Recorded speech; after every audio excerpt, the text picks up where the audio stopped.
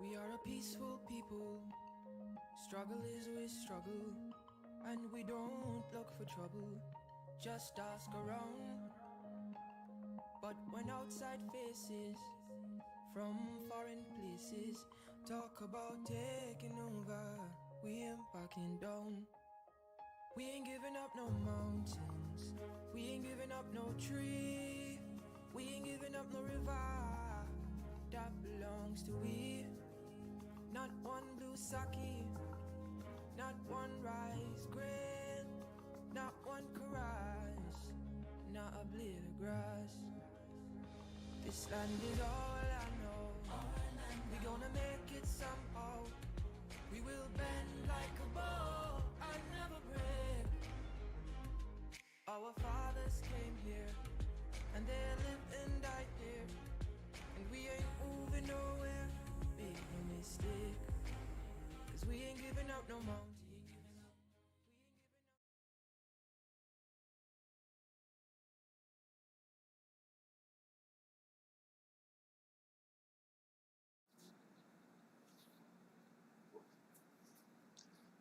Good morning, everyone.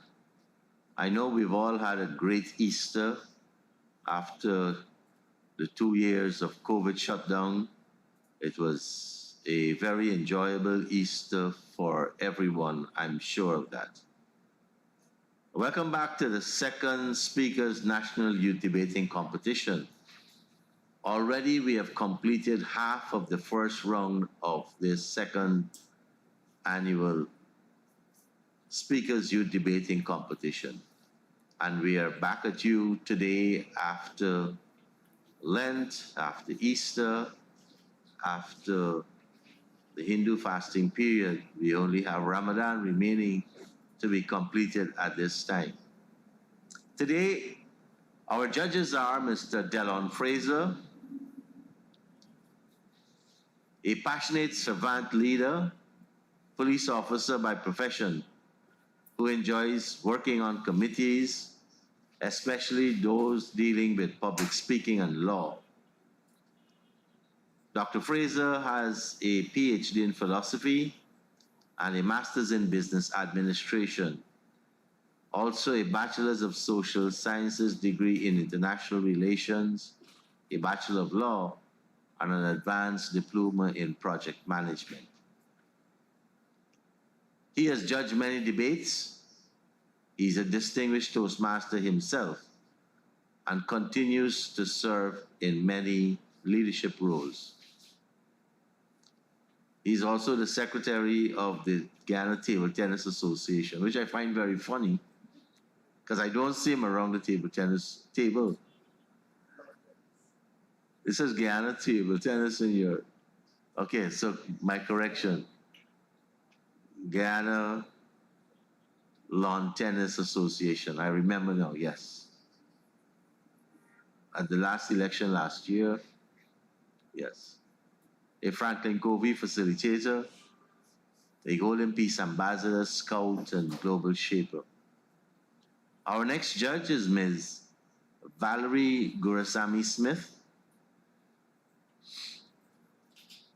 and Dr. Smith has been an educator for 42 years at all levels of education, primary, secondary, and university. She has been a CXC English A and B teacher. She taught mathematics for over 35 years and an English lecturer for over 20 years at the University of Guyana.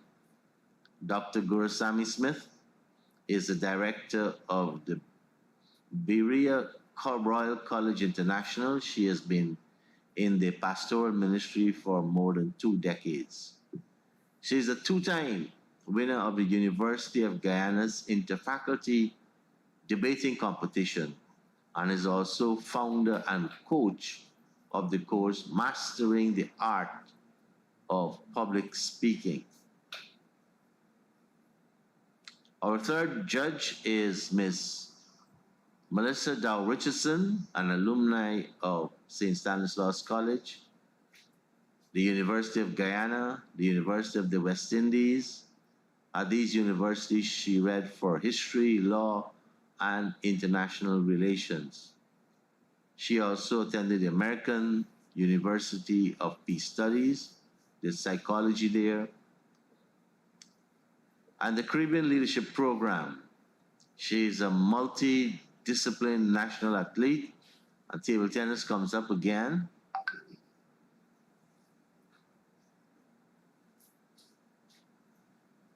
Not only in table tennis, but also basketball. Her sport credentials include Olympic certification in sport administration, World Anti-Doping Agency certificate, and she is also a level 2 female table tennis coach with a professional background in journalism, education, international relations, business management, community development, and coaching. She is our Assistant Director of Sport at the Ministry of Culture, Youth, and Sport. So, teams, you have three very, very qualified and experienced judges. You have to be on your best today with these judges. Today, the proposing team for this debate is the West Bank Youth Achievers Youth Group, and the West Bank Young Achievers Youth Group is here in the assembly with us today. They are going to be presenting live in front of the judges and you, the audience. This group was formed in January of 2016 with an objective to promote development and empowerment among our youth in Guyana. They do this through education, advancement, sport, and community work. The focus of the group captures mental health care, culture, and youth development. Their first speaker will be Mr. Denzel Sinthill, 21 years, from La Parfait Harmony, West Bank, Demerara. That's a very big community. I know they're going to be rooting for him. Second speaker, Mr. Nkosi Jupiter, 21 years old, from Good Intent Village at the beginning of Parfait. And the third speaker, Ms. Triana Anderson. I hope I've pronounced that correctly. Triana, 20 years old, also from Parfait Harmony. The opposing team is the Queenstown Youth Group, who did very well last year also. The aim of the Queenstown Youth Group is to provide assistance and guidance to youth, to create a safe space for them to interact. And good morning, Queenstown. Their age ranges from 12 to 35. Members of the group are involved in sport, peer education talks, exchange visits, public speaking, and other youth development activities. The group's funding come from the community, the police, G Division, and other organizations, and their own fundraising activities. I see the center speaker online is ready with her muscle pose. Yes. Their first speaker is Ms. Divine Ross, who did also very well last year. 18 years old, from Riverstown, Essequibo community. I like extremely much. Very good for bamboo craft, for nibi and furniture in that community. The second speaker will be Ms. Lydia Reed, 21 years old, from Queenstown. Queenstown also has a distinction of producing a lot of the scales, kahari, pot spoon. Remember the dam in Queenstown? Right? And the third speaker is Kira Mahadio, 16 years old, from Underniming, Essequibo Coast. The mood today is Guyana's legislative framework provides limited protection for our youth.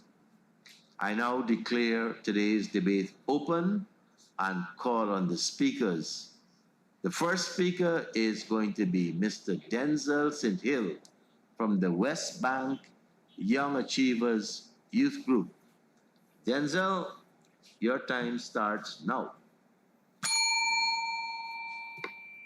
Sagacious judges, erudite members of the opposition, I rise as the first speaker of the proposition to bolster my team's argument in the affirmative of the moot that Guyana's legislative framework provides limited protection for youth. Mr. Speaker, I wish to explain the important concept offered in the moot in order to redefine it. I will focus my argument on the human rights perspective, whilst my second speaker will focus on juvenile justice, child labor, and my third, child marriages and abuse, in order to respond to the cause. According to the Collins Dictionary, it describes legislative framework as a specific set of suggested legal norms, concepts, or beliefs that we utilize to cope with difficulties. Provide is defined as make available, according to the Oxford Dictionary. Limited is defined as posing restriction on or to, according to the Merriam-Webster Dictionary. Protection can be defined as a legal or other formal measures intended to preserve civil liberties and rights, Oxford Languages. And youth is the period of transition from childhood dependence to adult independence, usually between the ages of 10 to 25, according to UNICEF. The redefined moot now reads, Guyana's legal norms, concepts, or beliefs made available for use poses restriction to the legal or other formal measures intended to preserve civil liberties and rights for individuals transitioning from dependence of childhood to adulthood independence between the ages of 10 to 25 years. Esteemed judges, the Constitution remains supreme law, but there are limitations when addressing societal rights-based issues. Youths continue to endure discrimination and violence based on their sexual orientation in the 21st century. It remains ironic that the Criminal Offensive Act of 1893 would confine persons to a cell for life, and because they made a decision within their right, but convicted murderers are given less years. In a document submitted to the Inter-American Commission on Human Rights in March of 2017, and I quote, the human rights situation of young person in Guyana produced by SASAT, Guyana National Youth Council, and others, labeled our legislative framework as worrisome, as it continues to restrict the protection for youths, more so the LGBTQ community. The document went on to state, quote, SASAT addresses issues affecting youth due to discriminatory laws, persistent prejudice in society, bullying in schools, discrimination in accessing the right to work, and marginalization. In the laws of Guyana, Section 4.2 of the Prevention of Discrimination Act of 1997, it states, it protects persons from discrimination in relation to the right to work on several grounds, but does not expressively include sexual orientation and gender identity as protective categories from discrimination as it should reflect. Mr. Speaker, there are currently no laws in Guyana that addresses these human rights issues or provide redress to youths who faces discrimination in the education system and the workplace. Our youths, because of these limitations, are forced to leave their place of schooling and employment and turn to the streets to work as sex workers where no protections are offered. According to an extract from the Guyana Chronicle dated June 2021 states, Guyana's society, like any other around the world, has elements of conservatism based on traditional colonial norms and values around gender and sexuality. This has proven a failed deal to address the issue, which has resulted in violent attacks ranging from aggressive verbal abuse, psychological bullying, and physical assault. Article 30 of the Constitution states that the principal objective of the political system of the state is to extend socialist democracy, providing increasing opportunities for participation of its citizens in placing emphasis on the areas of decision making that directly affects the well-being of its citizens. And Article 38 would have lamented and provide, and I quote, and provide appropriate support to any group which is or is claiming to be under threat of marginalization. Our very own national youth policy was also placed under criticism because it lacks a progressive rights-based and action-oriented approach. How long will Guyana continue to challenge the humanity of its young people? The time is now to breed a reformation that will continuously protect our youth, which will advance the cause for a better and one Guyana. I yield my time. Thank you.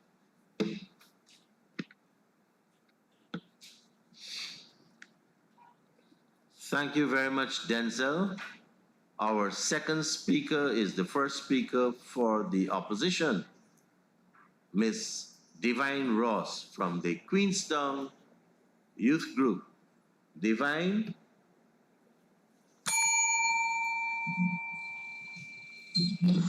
Honorable Speaker, erudite judges, proposing friends of the proposition, audience all, a pleasant morning to you. I am Divine Ross, first Speaker of the opposition here with great privilege to propose in the move, which states, and I quote, Guyana's legislative framework provides limited protection for youth. End of quote. And I now say that Guyana's legislative framework provides great amount of protection for youth. Mr. Speaker, I will be giving a brief overview of my team's position on this point and the educational aspect of protection. My second speaker will be dealing with the aspect of health, and my third speaker will be dealing with housing and security. Please allow me at this point to define some key terms in this mood. According to the Oxford Dictionary, childhood is the period between, according to the Oxford Dictionary, youth is the period between childhood and adult age. Legislative framework defined by the Merriam-Webster's Dictionary are laws that are in place to establish structures and processes that guide future actions of government or executive. Protection in simple terms is the act of keeping someone or something safe. My friends of the proposition, do you know that protection is not only against criminal activities, but there are many other ways that youths can be protected?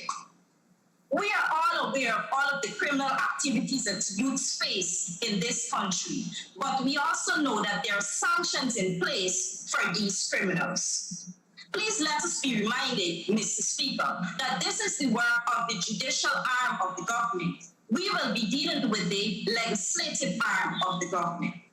Mr. Speaker, we will all be hearing of all the criminal activities that are committed by youths across Guyana. But do you know, friends of the proposition, that in Guyana there's the Juvenile Justice Act, which outlines how juveniles must be treated. The act consolidates the law, which in relation to criminal justice, provides facilities for custody, rehabilitation, and education. Attentive audience. Guyana is also a signatory to the United Nations Conventions of the Child, which protects persons under the age of 18 years old. Everyone under 18 has the right to be protected from abuse and exploitation, have their privacy protected, and not be subject to excessive interference. In addition, Mr. Speaker, the Parliament of Guyana has passed many laws to deal with cases as it relates to under 18s, such as custody, maintenance, and domestic violence. Dear judges, I think that education is by and far one of the most important forms of protection a state could provide for its youths. May I draw our attention to Article 27 of the Constitution of Guyana, which states that every citizen has a right to free education from nursery to university. Just last year, Mr. Speaker, the government of Guyana awarded over 6,000 gold scholarships to citizens all across Guyana. Article 38E of the Constitution states that education is compulsory up to the age of 15. Mr. Speaker, just recently again, the Ministry of Education had launched a campaign to put missing students back into the classroom, and this was very successful. Most honored judges, this is just a tip of the iceberg of why we think and why we believe that Guyana's legislative framework provides great amount of protection for youths. Now, it is very obvious that anyone who would want to argue and say that Guyana's legislative framework provides a limited protection for youths has little to no knowledge of Guyana's legislative framework at all, and more so the Constitution. Such person, Mr. Speaker, I say should not even attempt to come and debate such a moot. I now hand you to my second speaker. Thank you. A divine presentation.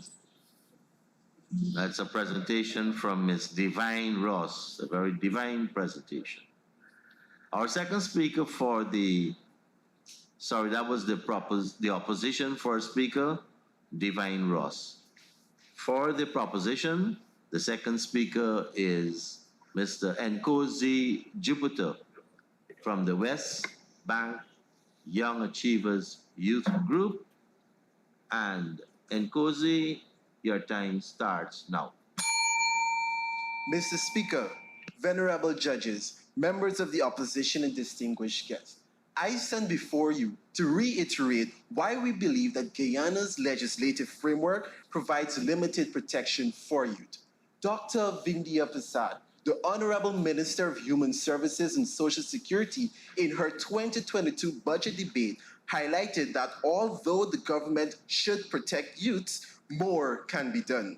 The Juvenile Justice and Child Labor Acts play crucial roles in addressing the legal framework's inadequacies.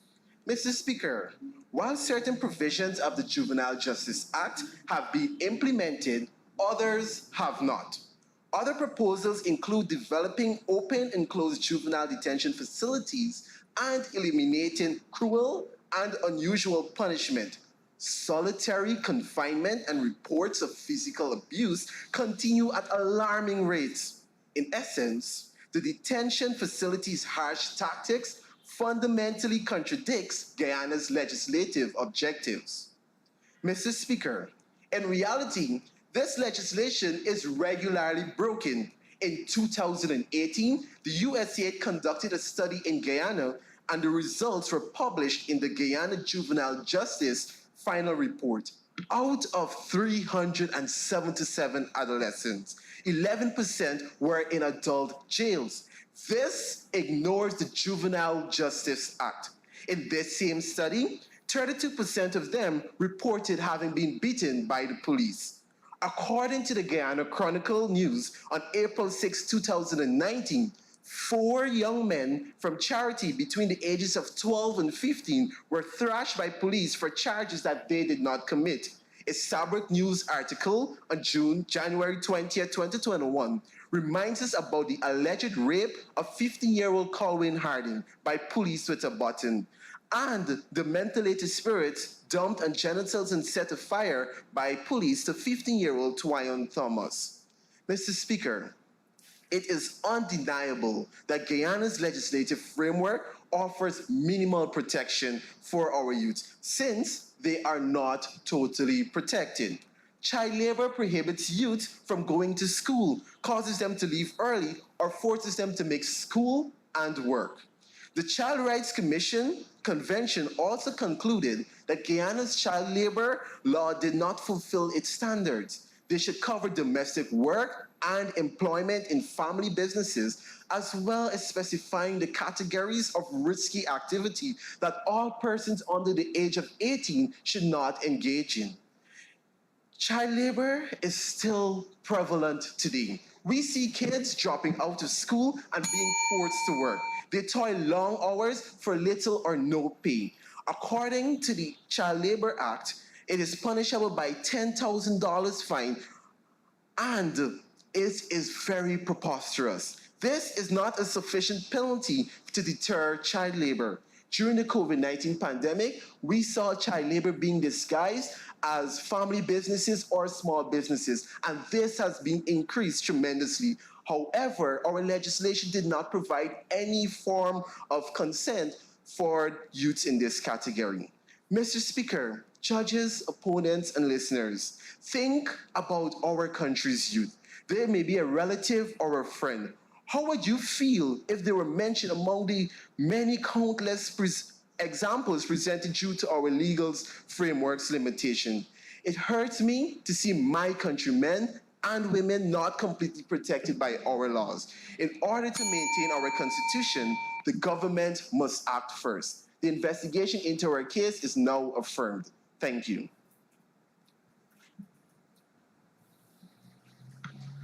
Thank you, Nkosi. And now for the second speaker from the opposition Queenstown Youth Group, we have a switch. Ms. Triana Anderson, who was slated to speak third, is going to be speaking next. Ms. Anderson, it's your turn. Sorry. This is Young Achievers. I'm mixing up the names now. Hold on. Yes. The second speaker for the opposition. And my cue card here has gotten out of whack. The second speaker for the opposition is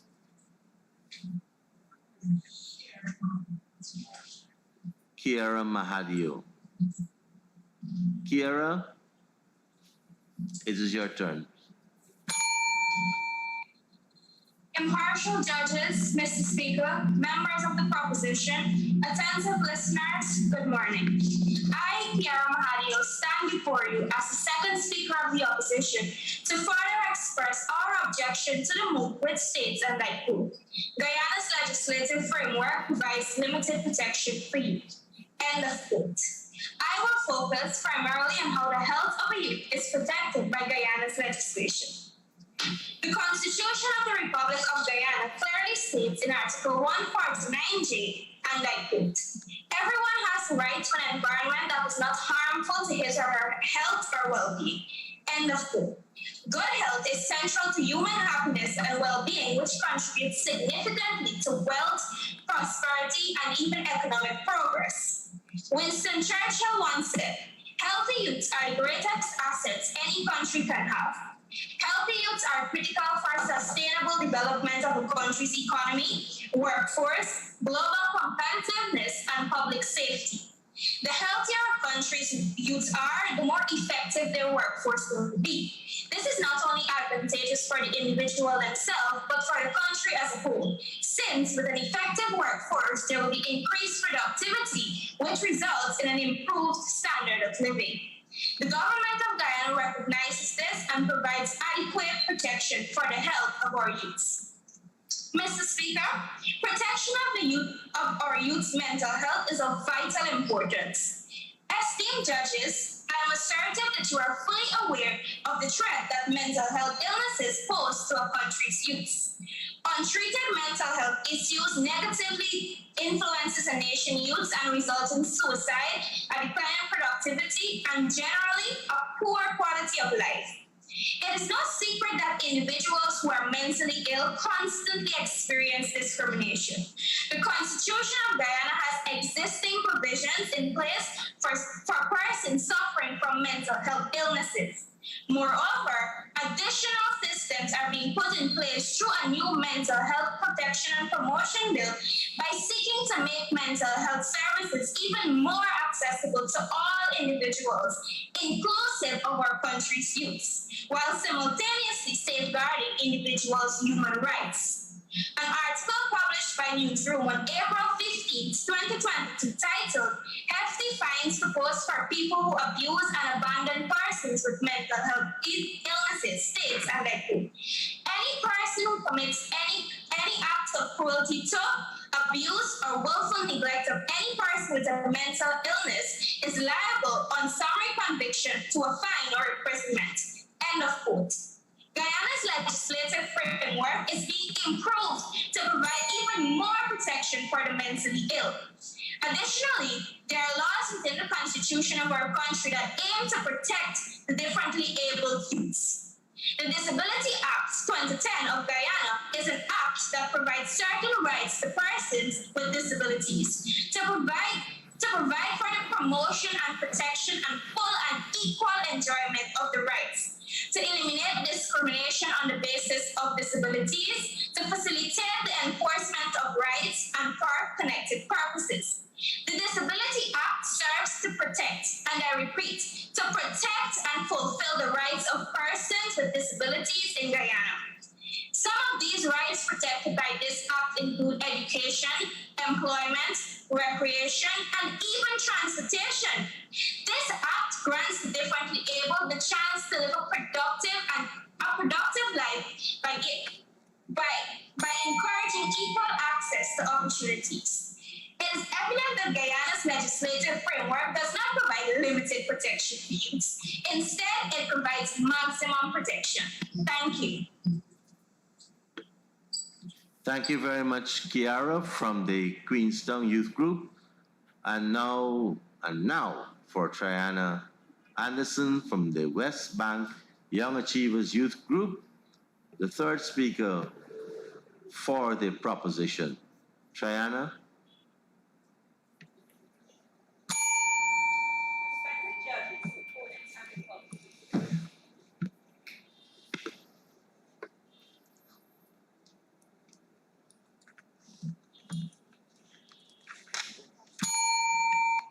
Respected judges, opponents, and the public, good morning. I'll continue to reinforce my team's argument on how Guyana legal system limits protection for youths. Mr. Speaker, Part 1, Section 31 of the Marriage Act states that if either partner is under the age of 18, no marriage shall occur. Arranged marriages are still common. Despite the law prohibition, women are not protected against parents who seek to marry them early.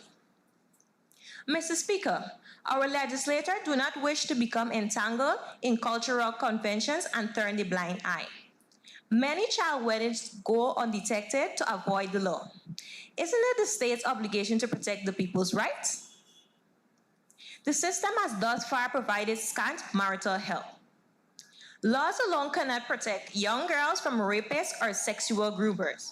That's why many child marriages go unregistered. Girls are considered commodities to be traded for family unity, financial gain, or even eliminating ancestral shame. In a culture that has planned child marriages for decades, many young girls feel powerless. According to a Guyana Chronicle article mentioned on June 14, 2020, Lily, a victim of arranged marriage, spoke out, quote, "A woman is expected to marry, have children, and serve their husband. It traps young females in a toxic situations which they may seldom escape." Mr. Speaker, this may have been averted if Guyana laws had fully protected their youths. Similarly, many domestic case violence go undetected. Mistreated children may report the problem, and the system will find a guardian for them while the parents are reprimanded. Sadly, most kids are thrown into family with little consideration to their safety. You may be overworked, abused, or even mistreated. So, do you believe the protection for those youths are adequate? Let's face it, opposition, judges, audience. We speak for our young, our future. We must defend their rights tenaciously.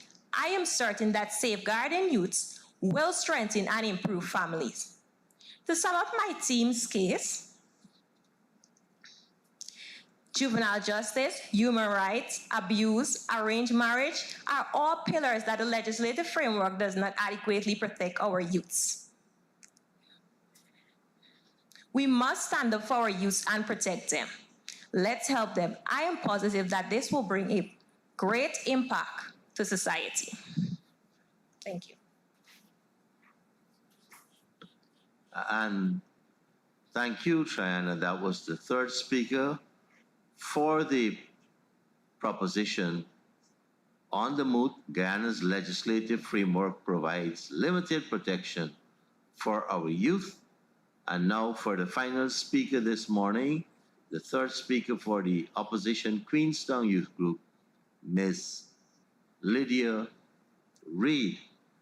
Lydia, you can proceed. Good morning, all. As your third speaker, I, Lydia Reed, stand stand before you to confidently conclude our argument by solidifying the fact that the legislative framework of Guyana has adequately provided protection for its youth, simply because, as stated before, the evidence lies within specific legislations concerning protective measures for the youth of Guyana. Commencing my point, these protective laws are being stipulated within different areas of our legal framework, inclusive of the ones covered by my fellow team members. In addition to their points, focus will be placed on the area of housing and security, where various legislations will be examined to make clear that legislative framework of Guyana consists of laws which provides adequate protection for the youth. Providing proper housing and security for children and their families will encourage the safekeeping of these children, where they are less at risk of violence and abuse. More so, access to stable shelter provides safer environments for the nurturing of these children's social, mental, physical, as well as their spiritual well-being.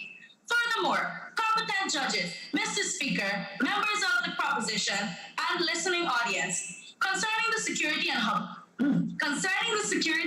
and housing of children, the Constitution of our Cooperative Republic of Guyana clearly states in Article 19 that every citizen has the right to own personal property, which includes such assets as dwelling houses and the land on which they stand, farmsteads, tools and equipment, motor vehicles, and bank accounts. In support of this, there have been recent investments in 2022 of $1.24 billion into the infrastructural development of housing schemes in the different administrative regions of Guyana. And last year, 10,063 house lots were allocated to Guyanese. To contextualize my point, the provision of proper housing opportunities for families across the country fosters a safer environment for the youth and adequate protection for them and their families. Therefore, supporting the opposition's argument that Guyana's legal framework does not provide limited protection for the youth. Instead, it provides an adequate amount of protection. Secondly, the Child Care Protection Agency was established to provide protection to children who are abused in any way, abandoned, neglected, or are in unsafe, vulnerable, or unhealthy situations. Article 5(1)(a) of the Child Care and Protection Agency Act 2009 states that one function of the Child Care and Protection Agency would be to provide and maintain child care centers and facilities for children in need of care and protection in order to promote care and protection for children, thus emphasizing the obvious fact that Guyana's legislation takes the protection of their youth seriously. Throughout my team members' speeches, evidence was provided to show that Guyana's legal framework has indeed provided for the protection of its youth, not only in relation to criminal aspects, but also within different areas such as education, health, and housing and security. There are many other areas where protective laws exist, but the real issue within the belief that this moot is irrefutable is the lack of proper enforcement of the laws stipulated by Parliament and the obliviousness portrayed by citizens of these laws that protect Guyana's children. We are confident that with the points laid out in our presentation, the nail of conviction was successfully driven. Members of the proposition, do not stifle your conscience. Audience, noble judges, Mr. Speaker, we welcome your support. Thank you. Thank you very much. Excuse me. Ms. Reed from the Queenstown Youth Group. There you have it. Our two teams, the West Bank Young Achievers Youth Group, the proposition, and the Queenstown Youth Group, the opposition. The moot today being Guyana's legislative framework provides limited protection for our youth. Our debaters, our two teams, will now gather their thoughts together in preparation for the rebuttals. And as they do so, let us hear from our Public Relations Officer at Parliament, Mr. Yannick December. Yannick, go ahead.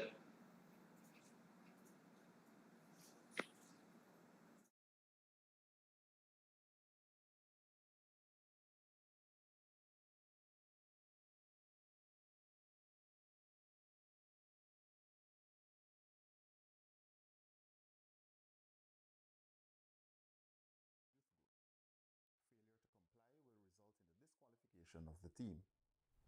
Once a team has started the competition. Thank you, Mr. Speaker. The rules of the competition are as follows. Each team must consist of only 3 members, all from the same youth group. Failure to comply will result in the disqualification of the team. Once a team has started the competition, no member shall be replaced. The first speaker will be the first speaker of the proposition, followed by the first speaker of the opposition, and shall alternate in this order. The time allotted for each speaker are as follows. First speaker, 5 minutes. Second speaker, 4 minutes. Third speaker, 4 minutes. And for the rebuttal, 5 minutes. The rebuttal will be done by the first speaker on each team, in the order of opposing, then proposing. No new arguments or material shall be introduced into the rebuttal. 10 points will be deducted for introduction of new arguments. A bell will be rung first to indicate that the speaker should commence. The second bell will indicate that 1 minute is remaining, and there will be a final bell when the time has elapsed. 5 points will be deducted from each speaker who does not adhere to the allotted time. In the event of technical difficulties, a speaker may be allotted additional time.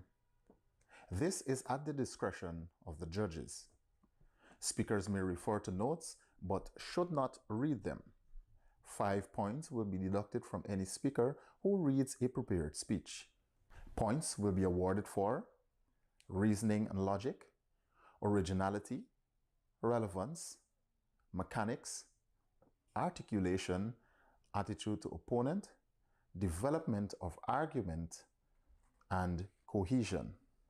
And finally, the judges' decisions are final. Those are your rules for this year's Speakers National Youth Debating Competition. Best of luck to our participants. Mr. Speaker.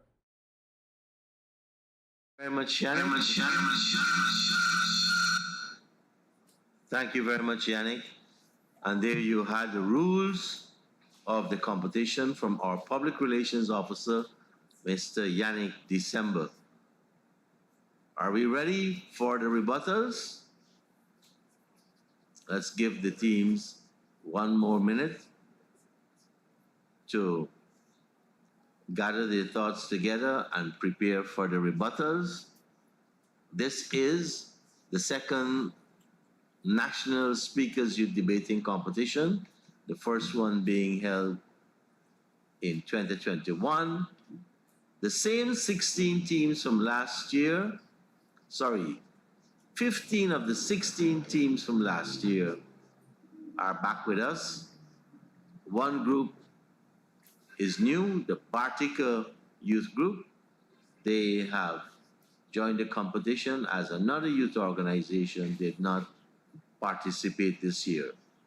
So we have participants from 9 of the 10 administrative regions in our country here. Today's moot is Guyana's legislative framework provides limited protection for our youth. The 2 teams are the West Bank Young Achievers Youth Group out of primarily Good Fortune and Parfait Harmony, and the opposition is the Queenstown Youth Group out of Queenstown, Essequibo.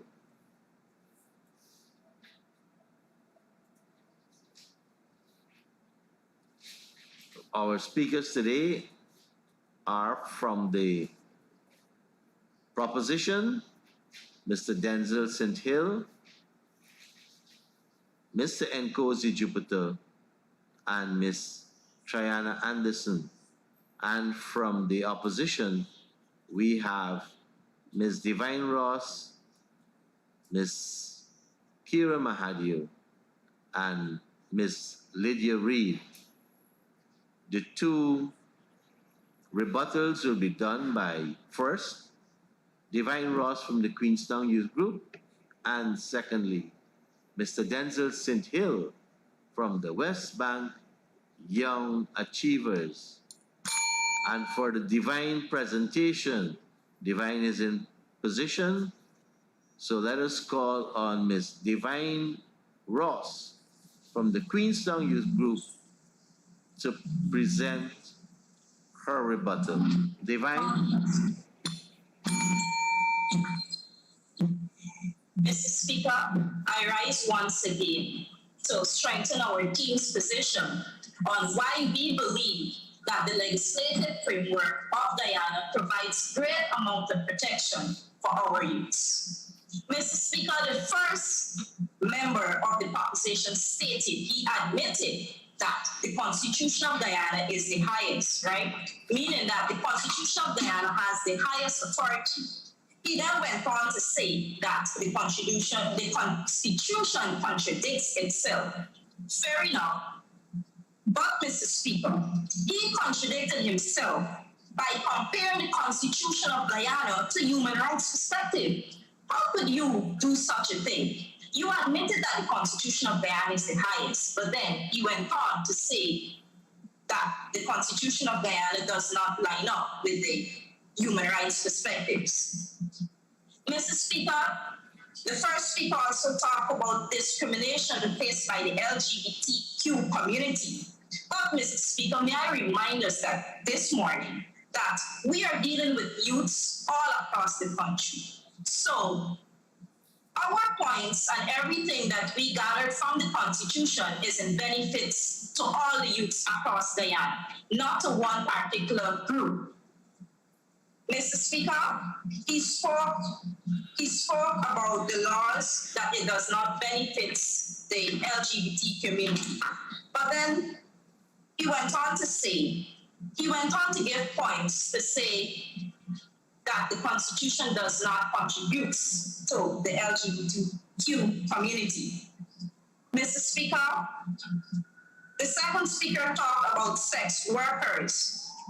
Since the Constitution does not provide for the LGBTQ community, he went on to say about they would have to turn to sex workers. Well, may I remind us this morning, Mr. Speaker, that my third speaker spoke about the Child Care and Protection Agency. Now, we're saying that if youth have these problems, facing them and are challenging them in this country, they could turn to options. There's a Child Care and Protection Agency that they could turn to. The second speaker stated some points as it relates to the Juvenile Justice Act. May I remind us this morning, Mr. Speaker, that we are not arguing about the enforcement of these laws. The moot clearly states that Guyana's legislative framework does not provide adequate protection for youths. So we are arguing to say that Guyana's legislative framework does indeed provide great amount of protection. The argument here, Mr. Speaker, is the provision and not the enforcement. The third speaker of the proposition was talking about marriage rights, many domestic violence cases that are going unreported. Mr. Speaker, may I remind us now that my third speaker also made mention of the Child Care and Protection Agency that I mentioned earlier, and also the various institutions that are available in Guyana. Mr. Speaker, I've heard many points stated by the proposition as it relates to the health and well-being of our youths. But may I remind us that my second speaker has carefully handled and dealt with that point as it relates to the health. May I remind us all this morning that our team's argument is that Guyana's legislative framework provides great amount of protection for youths. Thank you. Thank you, Ms. Divine Ross. And now for the propositions rebuttal, that rebuttal being done by Mr. Denzel St. Hill, and they are the West Bank Young Achievers Youth Group. Denzel, you can proceed. President Jagan would have stated, I do not trust words anymore. I trust actions. People can pretend to do a lot without being serious about it, end of quote. Mr. Speaker, it is the state's priority to ensure the protection of our citizens, and we must recognize this. It is the responsibility of state actors to represent youth on issues through our elected representative, youth organizations, schools, and other means. To provide better protection, the rights and liberties of youth should be recognized by our legislature and implemented. Mr. Speaker, our opponent is attempting to persuade us that the system has adequate protection for youth. We must understand that the world does not wait for us, and time does not wait for anyone. The fact remains that youth and its rights are evolving. The actors of our state are slow to make the necessary changes on these frameworks, thus resulting in limited protection for youth. Mr. Speaker, one can only infer that there is a problem with youth protection under a legal framework because the moot has been placed on the agenda for debate. And I'd like to state unequivocally that Guyana's legal framework offers limited protection for youth. Judges, I believe that the opposition did not quite understood the assignment posted in their definition of terms. However, their definition method remains questionable. How was the opposition able to clearly define the moot when it is in contradiction to what I would have stated? And let me just give a preview of that. The first speaker mentioned in our argument that Ghana's legislative framework provides great protection for youth. However, the original moot would have lamented to limited protection. Adding another word to the moot automatically changes the context of the argument.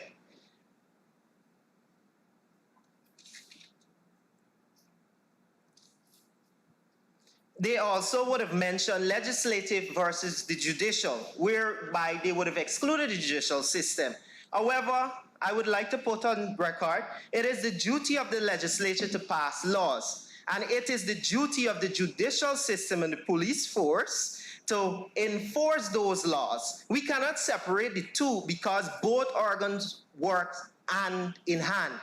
Separating the two automatically, you just leave the void there that there is a limited protection.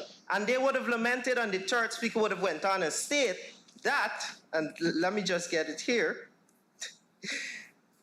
They mentioned that laws are not enforced, thus resulted in limited protection. So I don't know what they're clearly saying in their argument. Are they in agreement that, that indeed Ghana's legal framework provides limited protection, or they're still with their argument that there's great protection being provided?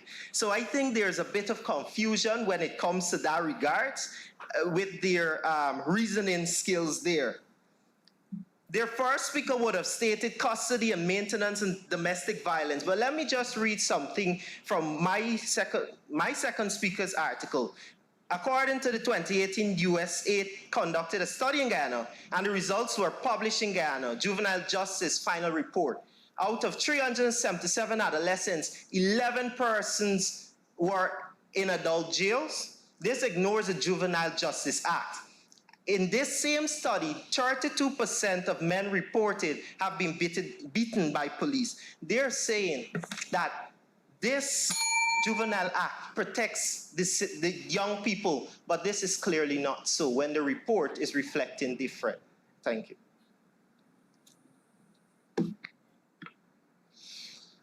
Thank you very much, Denzel. And there you have it, all the presentations from the two groups. Our judges will now tabulate their scores and prepare in the next few minutes to give us the results of the fifth debate in the Speaker's National Youth Debating Competition, the second annual debating competition of this kind. Let us take a few of the comments coming from our online viewers. Jason Benjamin commends the strong rebuttals that we had. Errol Latouche from Jamaica sends his blessings to all the debaters. Nicole Dover is supporting the Queenstown Youth Group. You have Donald Simon supporting Region 2. Desmond from New York giving a thumbs up to our future politicians. And Karina Darbari is very proud of her group from La Parfait Harmony, and our own Member of Parliament, Mr. Mahipal, is giving honor to all as he witnesses these dynamic young people debate such important topics. Our judges today, as we await their final decision, are Miss Melissa Dow Richardson, who is our Assistant Director of Sport at the Ministry of Culture, Youth and Sport, a sport personality herself, playing table tennis and basketball at the national level, now a table tennis coach level 2, having certification from the World Anti-Doping Agency, holds degrees from the University of the West Indies, the University of Guyana, and the American University of Peace Studies. Another judge is Dr. Valerie Gursami Smith, who has been an educator teaching mathematics and English A and B at the levels of primary, secondary, and university in our country. A winning University of Guyana interfaculty debating competition person, holds a PhD, and is the director of the Berea Royal College. She's also a pastor. And our chief judge today is Dr. Delon Fraser, police officer by profession, holds degrees in philosophy, a PhD, a master's in business administration, first degrees in international relations, law. Delon is a Toastmaster himself and the secretary of the Guyana Lawn Tennis Association. So we have 3 very qualified and competent judges this morning. And I've just received a signal from our chief judge. And before we call on him, let us call Ms. Dow Richardson to make a few comments. Thank you, Mr. Speaker. Good morning to everyone. Good morning to the debating teams, our Parliament staff, to everyone tuned in to this exciting activity. Just a few brief comments. It was clearly stated that reading is not encouraged. You will lose points from that. And several of our debaters this morning were reading from their notes, and we want to discourage that in the early and first stages, okay? It's better if you have your points and you develop them with your articulation based on your analysis of those few points than reading a prepared script. I want to commend the use of references. Both the opposition and the proposition shared with us not just dictionary definitions, but references to different legislation, using examples of existing agencies and framework or lack thereof in Guyana. And that is very important because you're in the mood, but then you also give us examples that exist. I want to caution against overcomplicating the argument. The mood is already quite clear. It's already pretty hard to dispel. So be careful in your definition and your reinterpretation that you overcomplicate the argument and then it becomes convoluted and some of your analysis gets lost in that. Additionally, just a little more confidence here or there, little more confidence, not arrogance, but a little more confidence. It will help you to win over not just judges' support, but certainly the support of persons tuned in online. So these are my light comments this morning, Mr. Speaker. Thank you very much, and good luck to everyone, not just this morning, but throughout this debating competition. Thank you. And now for comments from Dr. Valerie Gursami Smith. A very good morning again to all. Mr. Speaker and all representatives from Parliament who are planners for this competition and debating teams, general audience, both here and listeners. I endorse all the comments from our judge who has just spoken. I was really hoping that you would have pushed some more pitch into the debate and some more eye contact and some more power in the speech by lessening the reading. Another deficiency that I know, or deficiencies that I noticed both in the last debate and this one, is the use of debating techniques. When you're at this level debating, you have to understand there's a difference between a presentation and a debate. And it's as if I'm still waiting for that push and that pitch and that Miss Richardson said confidence. But I will say you need to put some more power and pitch to the debate and bring on some steam to the debate. Because the points that you're making, they're good points, but they need some more enforcement. I am also impressed with the statistical support to the debate, but you have to be careful with generalizations. Like everybody knows, and everybody's aware of this. You have to be careful of drawing those generalizations that can weaken your debate as such. Other than that, it's a difficult topic in terms of research and having very in-depth understanding of what you're debating on this topic, because you have to know the framework. You have to know it in details to come and show forth where the limitations are. So I believe, in my view, the topic was demanding more from you. However, you delivered as much as you can, and we have done our duties to judge you accordingly. And I must thank both teams for at least giving us something to work on. And you did deliver. Congratulations to both teams.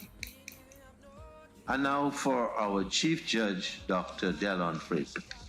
Thank you. Thank you very much, Mr. Speaker. And of course, I would love to concur with the comments made by my two lovely judges. I'm only going to speak on two things and then quickly go straight into the scoring, and that will be, one, your presentation, your rate of speech.